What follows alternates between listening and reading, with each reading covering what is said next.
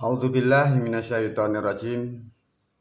Bismillahirrahmanirrahim. Assalamualaikum warahmatullahi wabarakatuh. Sugeng rayu semua. Santri dan murid dan juga para pemirsa, guru membuat video dengan judul Sumber Ilmu. Video ini volume yang pertama menerangkan konsep-konsep dan simbol-simbol tentang keilmuan. Video ini untuk mengedukasi khususnya murid, santri, dan juga para pemirsa siapapun.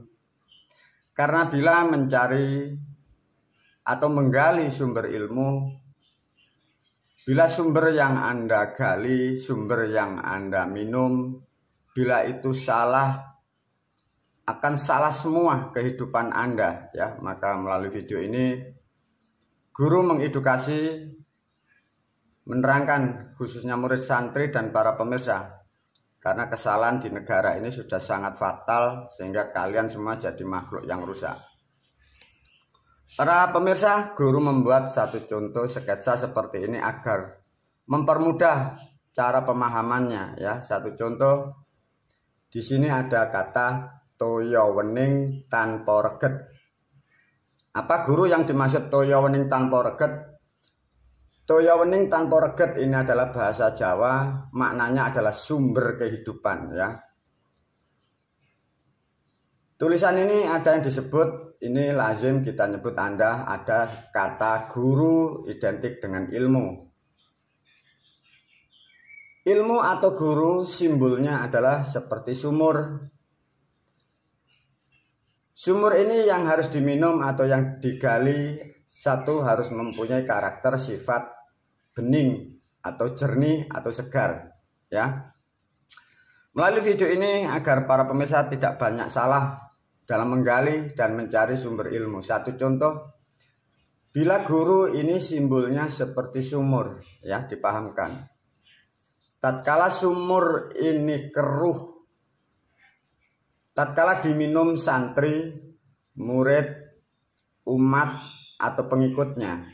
Coba bayangkan para pemirsa, bila santri, murid, umat, dan pengikut yang diminum dari sumber yang keruh, sungguh sangat sulit dan sangat sulit santri, murid, umat, dan pengikutnya akan mendapatkan air yang jernih karena sumbernya saja sudah keruh. Dari sumber yang jernih ini masih kemungkinan sedikit akan bisa mempengaruhi tidak jernih dari santri, murid, umat, dan pengikutnya. Satu contoh, bila sumber ini bening, setelah diminum dari santri, murid, umat, dan pengikut, baru kemungkinan bisa disampaikan langkah ketiga dari sumber. Kemungkinan itu bisa keruh, ya. Namun kalau sumber pertama ini sudah keruh, bagaimana santri, murid, umat, dan pengikutnya? Sudah dipastikan tak akan pernah mendapatkan sumber yang baik, tak akan pernah mendapatkan yang disebut jernih dan segar, karena dari sumber yang dikatakan keruh. Untuk memilih sumber atau sumur atau ilmu atau guru yang jernih, sebagai guru itu sudah mempunyai karakter seperti sumur. Sumur itu tempatnya rata-rata diam, tidak ke sana, tidak ke sini, tidak morak, tidak marik. Bila ada manusia yang kalian imani, yang kalian ikuti jejaknya, dia ke sana, kemari, pergi sana, pergi sini, itu tidak layak sebagai guru. Sehingga apapun yang didapat dari santri, murid, umat, dan pengikutnya, kalian akan mendapatkan sesuatu hal yang buruk. Karena simbol sebagai guru dan yang mempunyai ilmu itu dia melayaknya seperti sumur ini. Lihatlah umat kurang lebih 100-200 tahun, bahkan kalau mau mencatat sejarah kurang lebih 600 tahun. Dimaknakan, digambarkan sumber ilmu disebutlah seakan-akan seperti guru. berdakwah di panggung sana, berdakwah di tempat sana, berkoar-koar di tempat sana, ngomong di sana, ngomong di sini. Nah, ini publik tidak paham, pengikut tidak paham, umat tidak mengerti, murid santri tidak mengerti. Orang-orang pendakwah seperti itu bukan layak disebut guru. Sudah dipastikan tidak mempunyai ilmu, karena dia sudah tidak mempunyai nilai yang disebut sumur. Apalagi kalau seperti itu kesana kemari, airnya ini tidak bisa bening karena dia bergerak kesana kemari, kesana kemari. Semoga di edukasi ini khususnya murid dan santri sangatlah paham untuk memilih atau mengambil sumber dari tentang keilmuan. Kembali lagi guru menasihatkan kepada pemirsa, bila yang kalian minum adalah dari sumber yang keruh, sampai mati pun kalian tak akan pernah mendapatkan kedamaian dan kebenaran.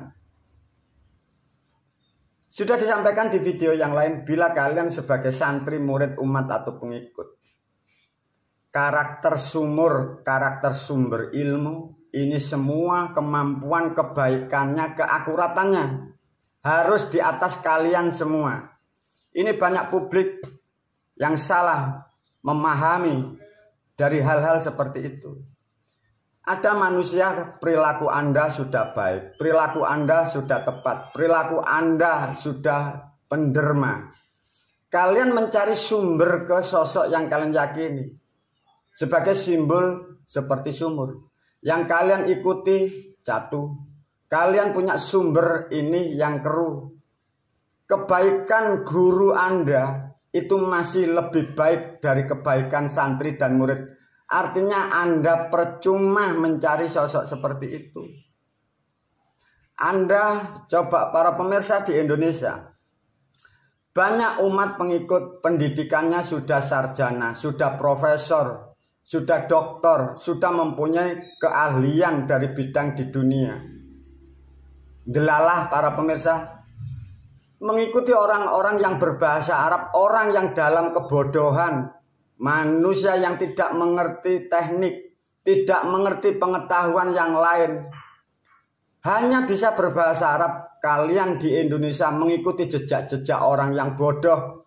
Alangkah nistanya bangsa, umat, negara kesatuan Republik Indonesia.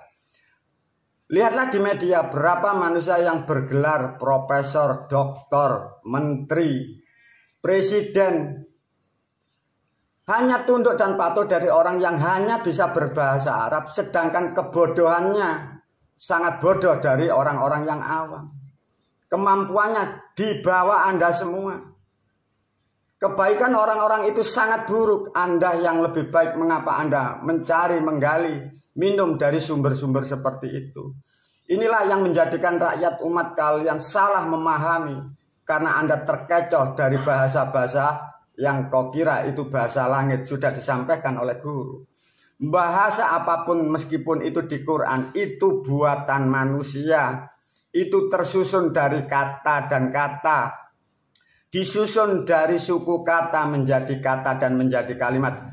Karena rakyat umat di Indonesia, Anda terkunci, terobsesi, terdogma. Kau kira itu kalamullah. Sehingga kebaikan bangsa Indonesia, setinggi kemampuan ilmu pengetahuan Anda terdogma dari orang-orang yang seperti itu.